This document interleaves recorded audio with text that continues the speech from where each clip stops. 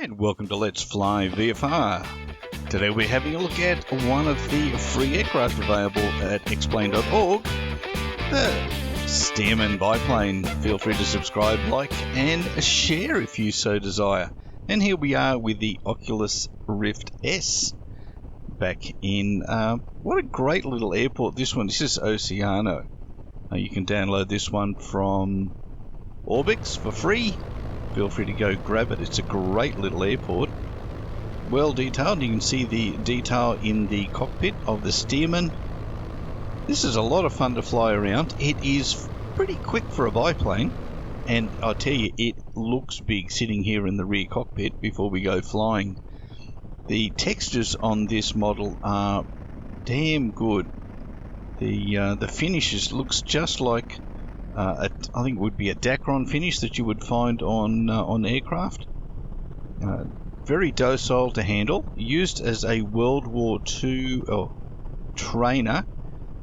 First built back in the 1930s. Used through the 1930s and 40s. Top speed about 200 k's. Got a Continental R670 engine in it. And there were quite a few built at well over 10,000 aircraft.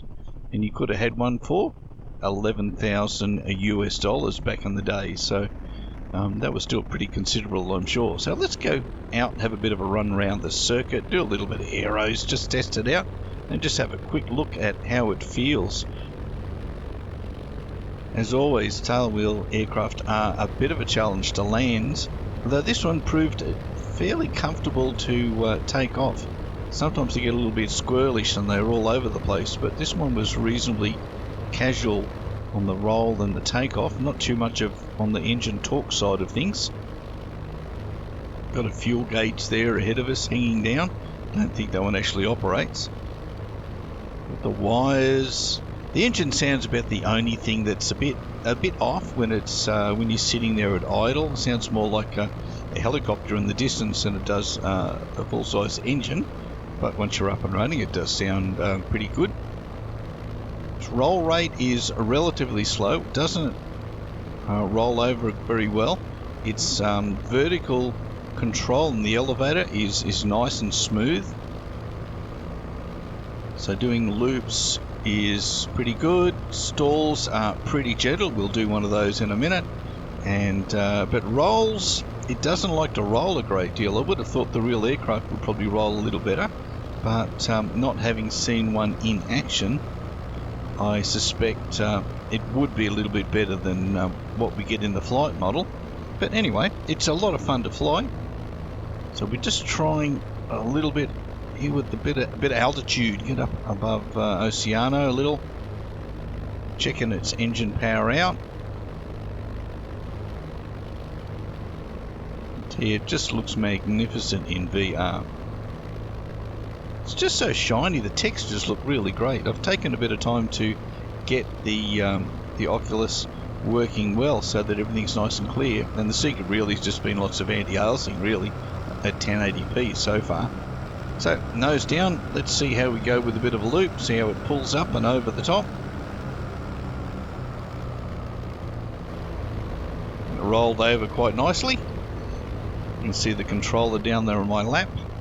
On the left there. For some reason with this model it does not like to turn off. Might just catch it down there on the lower left if I look down a little bit. But looking out to the right along the coastline, airport's just over to the right there. Just climbing, looking to see what the stall characteristics are like. See if they're vicious or fairly gentle.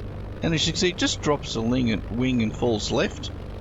And I have done it a couple of times, and that seems to be the result most of the time. It just rolls over, pick up some speed, get it going again, and then back up and over the top in this great aircraft. And so you can get it from the org. It is free.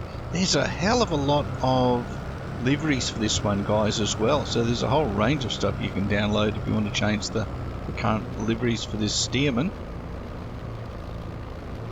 And it looks pretty good on the ground. We'll have a look at it when we get back on the ground. And let's head underneath. There's a bridge. We got to go under it, don't we? It's just It's just one of those things you've got to do. Past all these trees. Those trees look daunting when you get really close to the ground. Got a train? Let's go back and have a look at the train, eh? Zip up and around. Just watch that hill on the left. I see those hills look really close in VR. It's like, I better be careful I don't drive into them. So we swing left, around to the right, little height, and then we'll come back with a bit of speed and chase that train. It is one of the things that has always got me to explain the fact that there is life, there is stuff moving around here, you know, with all the cars, and you know, we do have birds and stuff around. I'm not sure if you need a plug-in for all the birds. I know I have had birds and animals running across runways randomly in the past, so that was probably a lure plug-in. Back past the train, low level through the town. It does pick up the heart rate when you get close to some of these buildings. I just wish the trees and the buildings actually had a detection model, so that if you did touch them, you get damage. It seems to be okay for DCS and a lot of other sims to have that.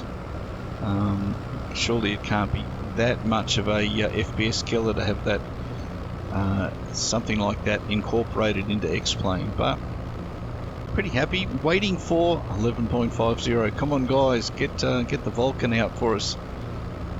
Been waiting for a year or more now for it to happen, so really looking forward to that.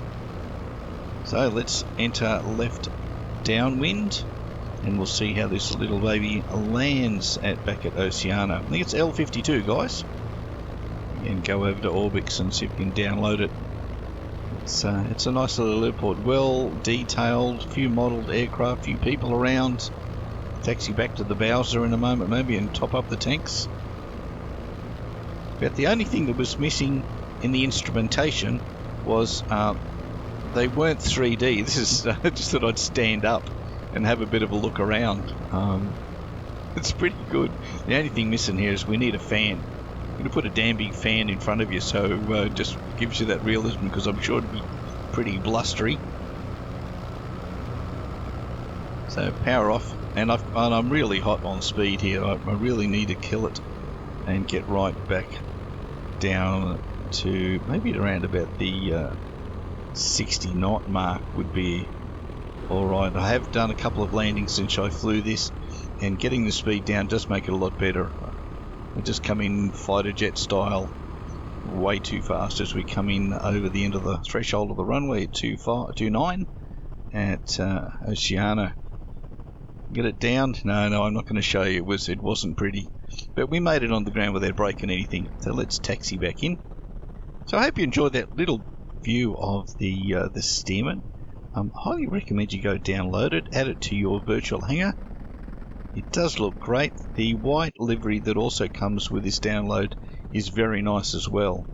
We taxi in past another one and head back. So the sound that you hear at the moment, that doesn't sound so great. I'm sure that could be a little bit better, but considering the work that's been done on everything else, this is a really great job, and a credit to the guys who put this Stearman together. So hope you enjoyed that.